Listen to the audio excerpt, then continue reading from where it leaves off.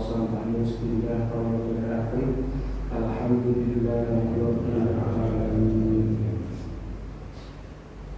Mugi-mugi pertemuan pagi ini masjid ini itu wasilah sababiyah atau asal rahmat, angsal barokah dari Allah Subhanahu wa taala. Amin. Shalawat wa salam kita sambut kepada junjungan kita Nabi Muhammad sallallahu alaihi wasallam. Mugi-mugi kita pada dados umatipun lan mendapatkan syafaat almarhum, syafaat yang berjamaah. Amin. Amin. Hadirin hadirat yang hormati, kajian pagi ini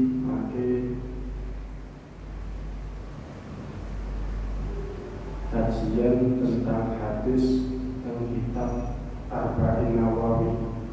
Arba'in itu 40, Nawawi itu terus 40 hadis yang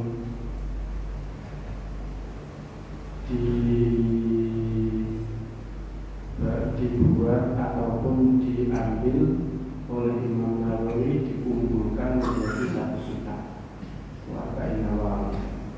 Itu hadis-hadis Nabi yang dikumpulkan oleh Imam Nawawi menjadi satu kitab. Jumlahnya itu 42. Di mukadimah Imam Nawawi nerangake punika sinten ingkang hafal 40 hadis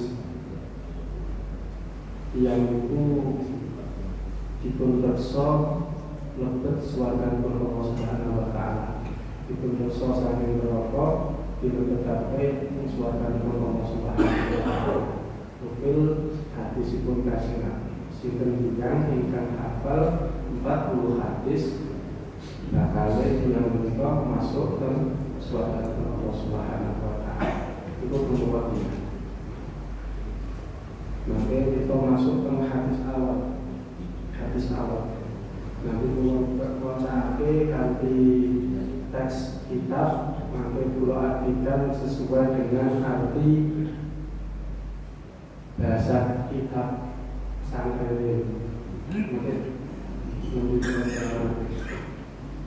Al-hadisu utawi hadis al-awalu kang awal. Hadis yang pertama, An Amiril Mukminina, diceritaake saking Amiril Mukminin. Terus Khulafaur Rasyidin, para sahabat yang menggantikan Nabi, yang jumlahnya 4. Pertama Sayyidina Abu Bakar, yang kedua Sayyidina Umar, yang ketiga Sayyidina Utsman, yang keempat Sayyidina Ali. Itu pertama yang disebut dengan Amirul Mukminin itu Sayyidina Umar. Pas khulafa Sayyidina Abu Bakar itu khulafa Rasulullah. Pas Sayyidina Abu Bakar itu masih menggunakan khulafa Rasulullah, pengganti daripada kepemimpinan Rasulullah Muhammad sallallahu alaihi wasallam. Nah, pas Sayyidina Umar itu cara bahasanya saat itu gelarnya terus digeser. Jadi Amirul Mukminin niku tawaduke Sayyidina Umar. Isi umpamane nggawa gelar pengganti Rasulullah, diganti menjadi pemimpinnya para orang-orang mukmin, Amirul Mukminin. Mereka memiliki Amirul Mukminin. Tapi Hafsin Umar bin Khattab radhiyallahu anhu qala Sami'tu krungu sapa ingsun Rasulullah ing utusan Allah Muhammad sallallahu alaihi wasallam, saya pernah mendengar. Terus hadis niki mangke itu yang meriwayatkan adalah Sayyidina Umar. Dari Sayyidina Umar, Rasulullah sallallahu alaihi wasallam yaqulu halin dika sapa kanjeng Nabi, innamal a'malu binniyat wa inna likulli imrin ma nawa faman kana hijratuhu ila Allah wa rasulih fa hijratuhu ila Allah wa rasulih. Kulatane innamal a'malu angin mestine sae pira-pira amal iku binniyati tergantung kepada niat. Innamal a'malu angin mestine sampurnane pira-pira amal iku binniyati tergantung kepada niat.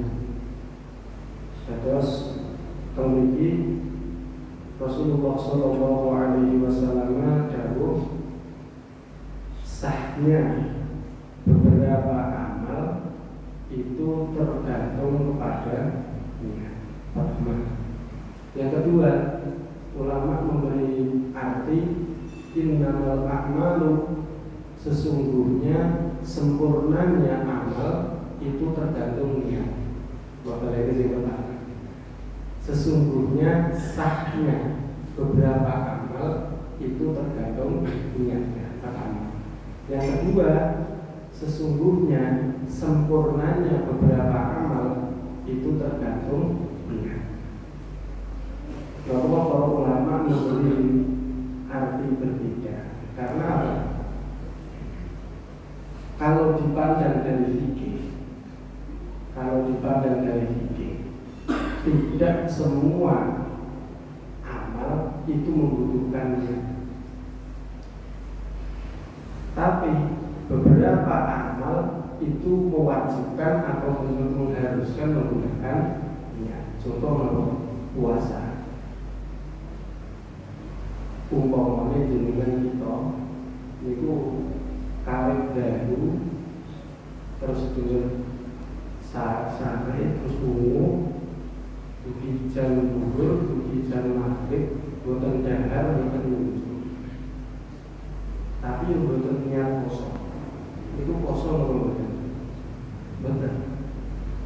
Kita raup bisa mungkin raup cuci muka, cuci tangan, terus cuci kaki dan sesuai dengan tanpa niat. Itu masuk wudhu loh betul. Kita mengikuti gerak sholat, umpamanya senam yono sedapepe, ono rukuke, ono jengking dan yang lainnya. Tapi persis seperti sholat, tapi tidak niat. Itu masuk ini sholat. Beberapa amal itu membutuhkan daripada niat.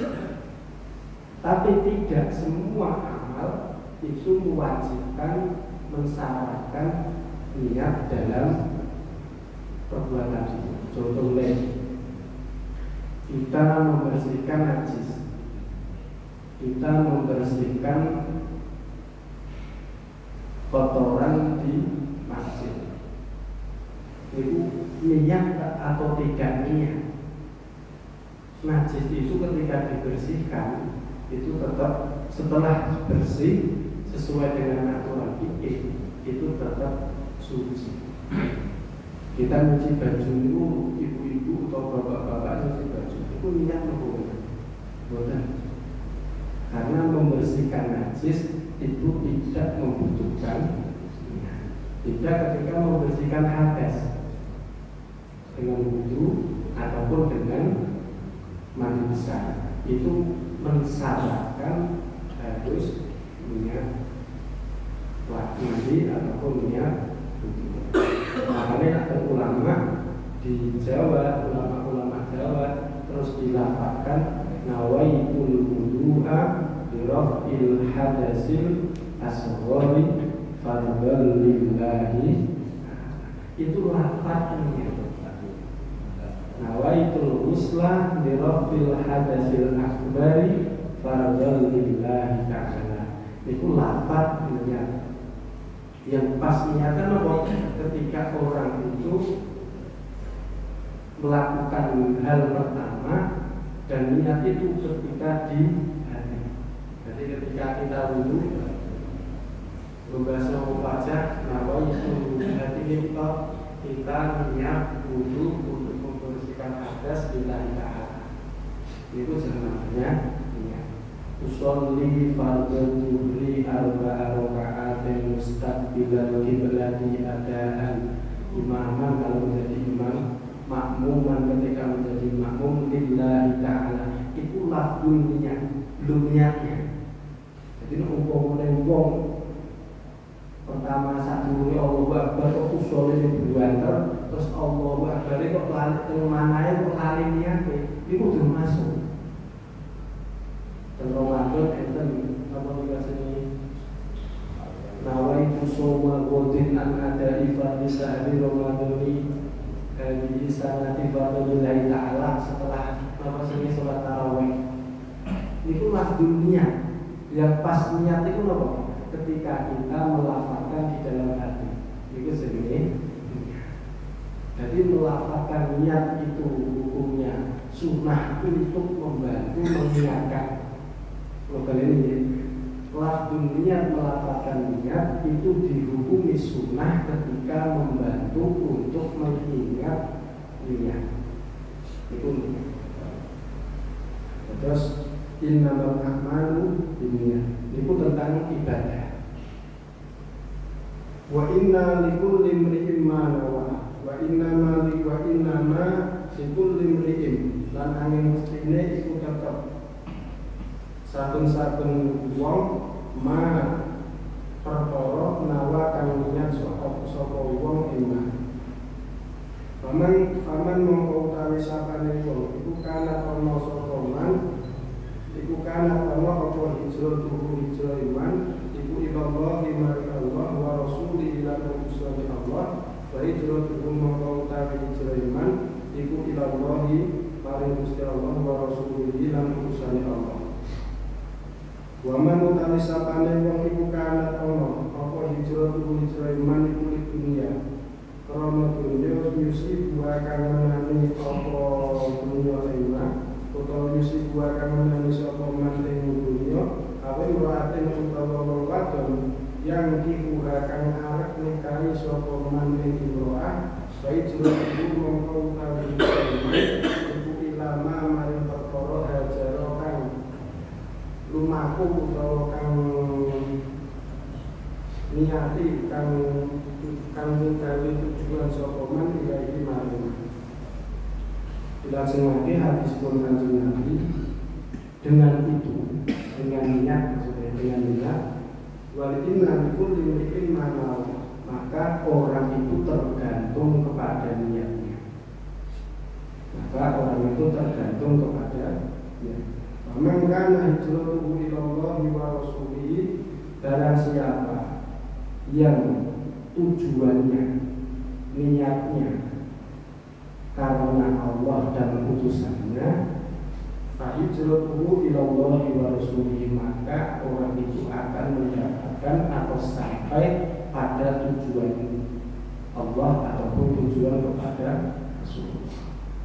Wa man kana hijratuhu lidunya yusibuha, barang siapa yang tujuannya adalah dunia ataupun harta benda ataupun jabatan, awin ro'atin yang diuha atau perempuan yang ingin dinikahinya, fahijratuhu ila ma hajara ilaih, maka dia akan mendapatkan sesuai dengan apa yang dia cari.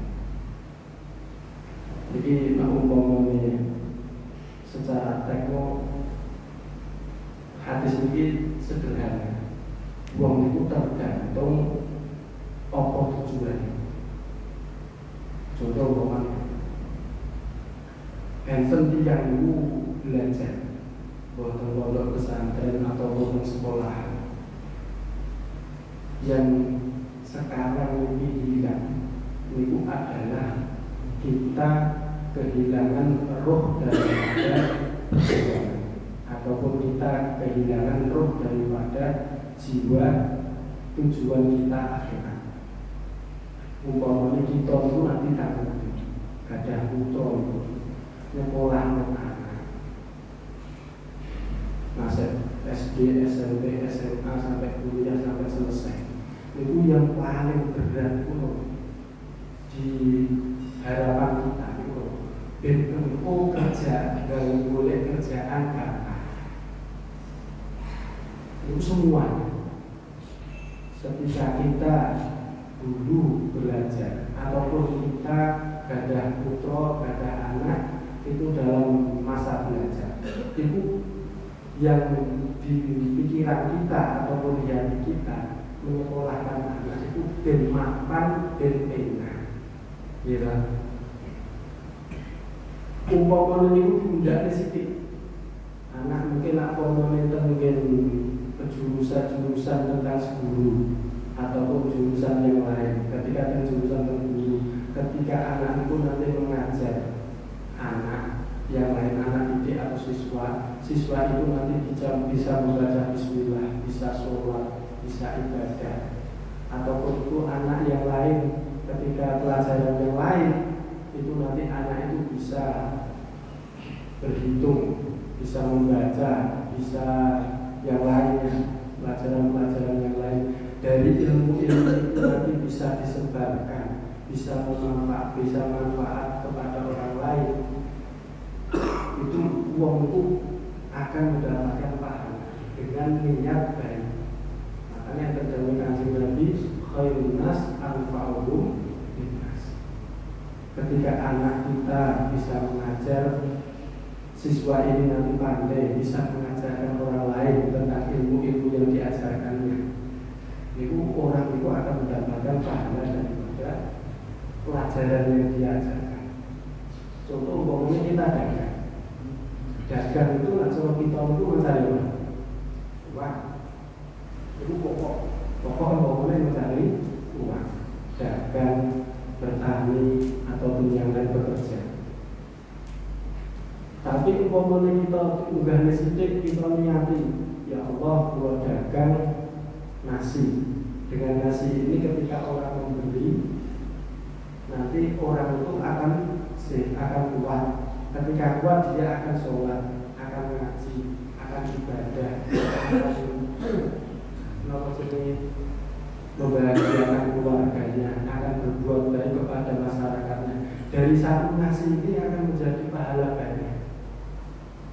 Yang awalnya kita dagang mencari uangnya juga dapat, pahalanya juga dapat. Maka niat itu pokok, niat itu jadi pokok. Itu gadah uang, itu nikah, niat itu nikah, biar kita tidak terjerumus pada zina. Jadi nikahnya sudah ibadah, sama-sama berhubungan badan. Nikah dengan tidak nikah itu kan beda. Yang satu pahala, yang satu berarti dengan kita nikah kita terhindar atau membentengi diri untuk meninggalkan dari hal-hal yang berdosa. Nah, yang zaman sekarang itu yang bilang itu. Jadi semuanya itu pamangkana hijratuhu ilallah wa rasulih itu sudah hampir tidak. Yang ada tentang ibadah-ibadah saja, sholat, kita ke masjid, kita puasa, kadang sedekah itu ya rata-rata murid tapi rata bener. Itu nopo sedekah membuat kaya, sedekah membuat kaya. Itu yang bener tapi murid bener betul nopo. Hadisnya Kanjeng Nabi dari Gusti Allah jadi bener. Tapi kita itu terus hitung-hitungan. Walaupun itu sedekah. Tapi di luar itu, ketika kita bersosial, kita berkeluarga, kita bermasyarakat, lillahi hijratuhu ilallah wa rasulihi itu sudah hilang.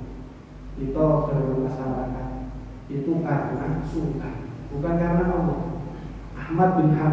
Imam Ahmad bin Hanbal itu pernah dicoba sepuh pas ketika sepuh Ahmad bin Hanbal, Imam Ahmad bin Hanbal, Imam Hanbali itu diundang oleh Tondo, cah teman-teman.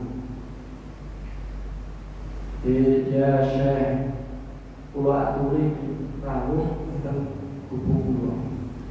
Tidak. Atau tidak niku tengah jalan videone sing ngundang niku jawabnya niku. Ngapunten.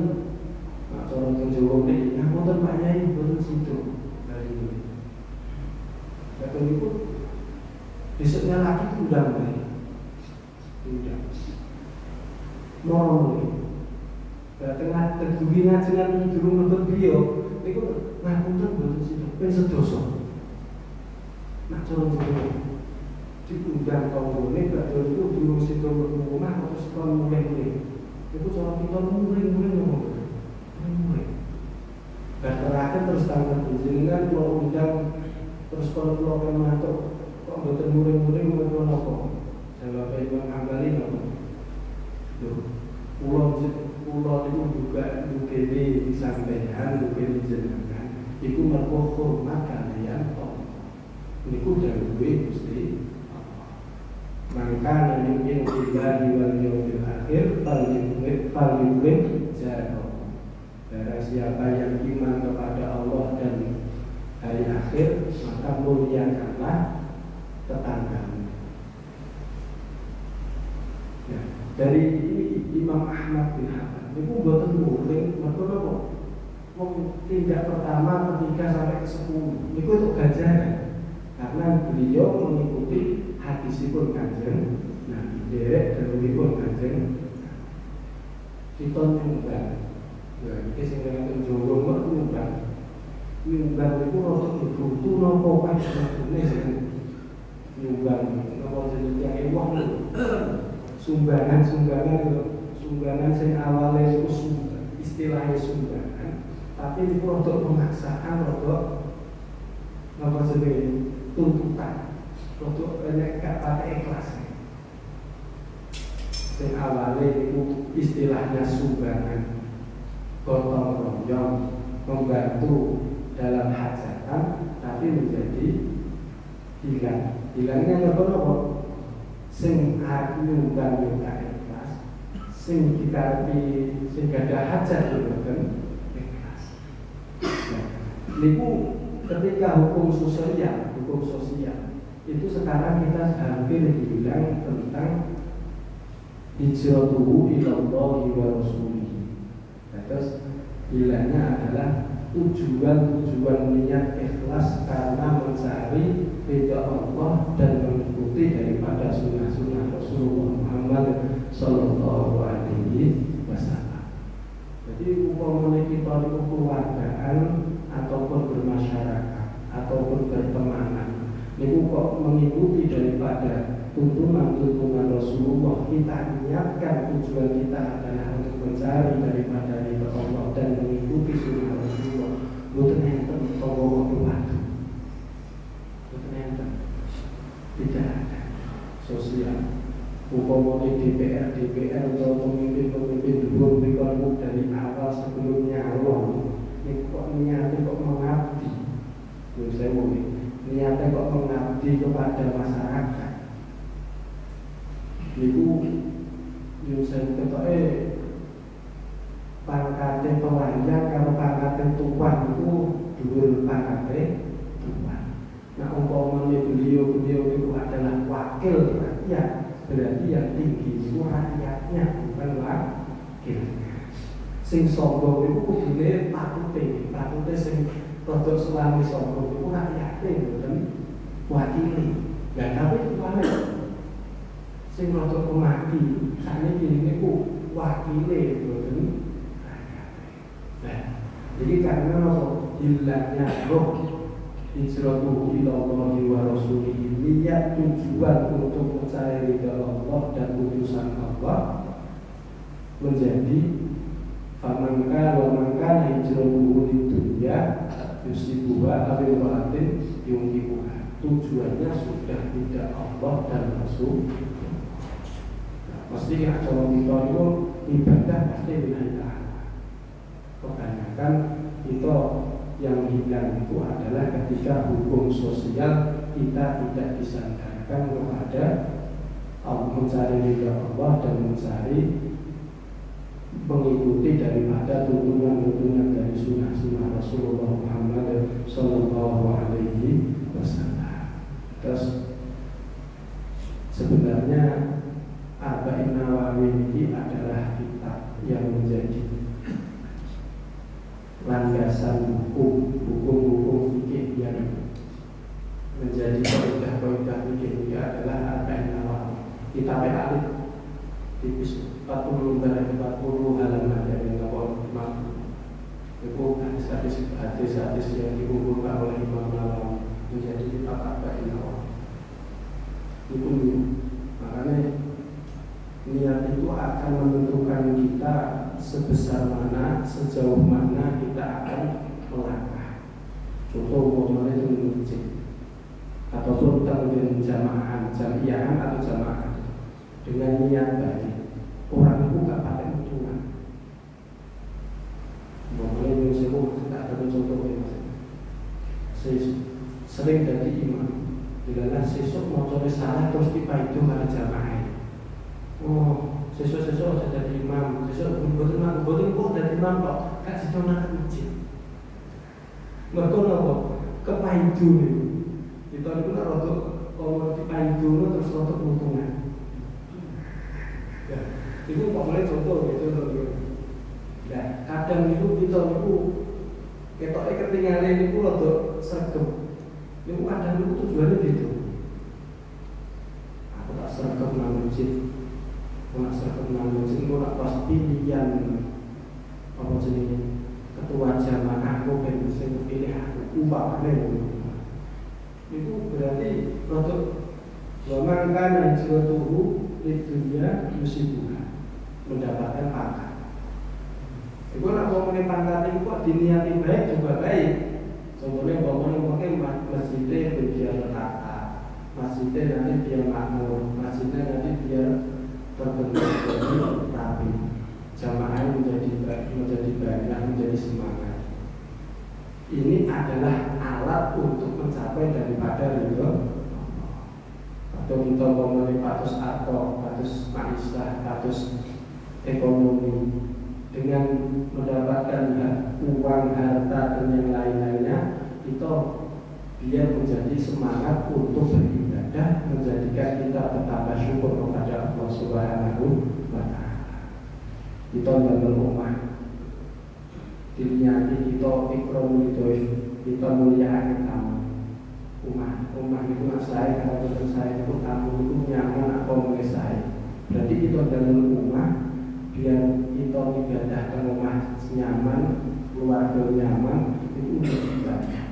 Tapi nak saingan itu gitu. Tahunnya bangun, kini tak ada duit, utang BRI terus tambah lantai loro, rotok panas mulai minggu dan BRI ini rampung tambah BNI. Itu emang jadi tapi sing bapak iso stroke. Potong ini ada mobil itu nak saya, terus sakit muliakan tamu, kalau muliakan tombol nyambut sakit disilai. Kita tembudi sakit nyaman, sakit enak, kadang mau umpamakan dunia ataupun istri ataupun yang lainnya itu hanyalah alat untuk kita mencapai daripada ridhonya Allah Subhanahu wa Ta'ala. Tapi kok berhenti di dunia saja, berhenti di pangkat, berhenti di uang, berhenti di istri, berhenti di anak, tanpa kita naikkan ke Allah dan Rasulnya, itu nanti akan menjadikan kita sia-sia.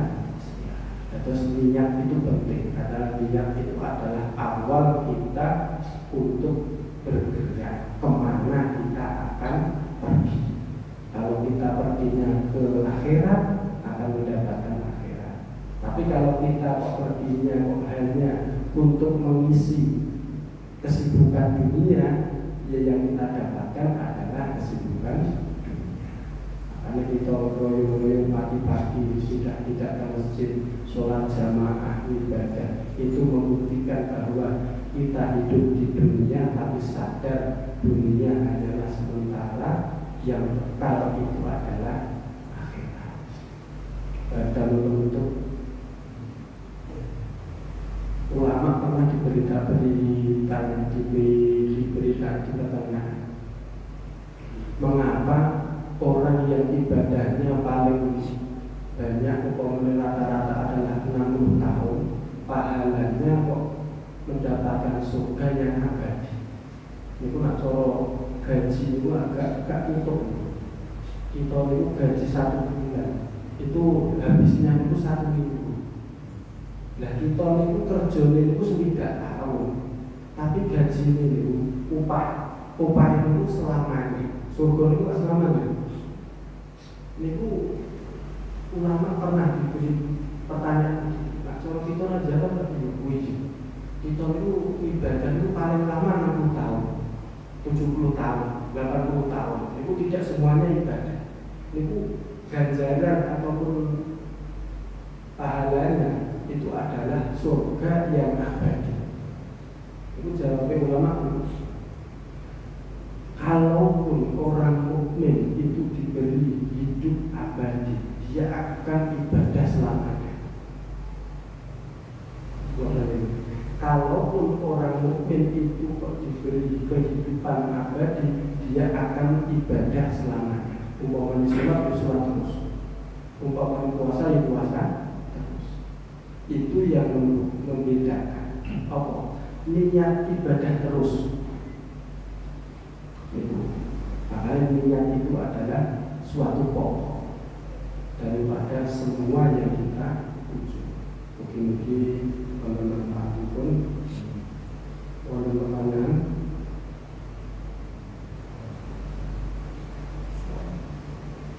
oke.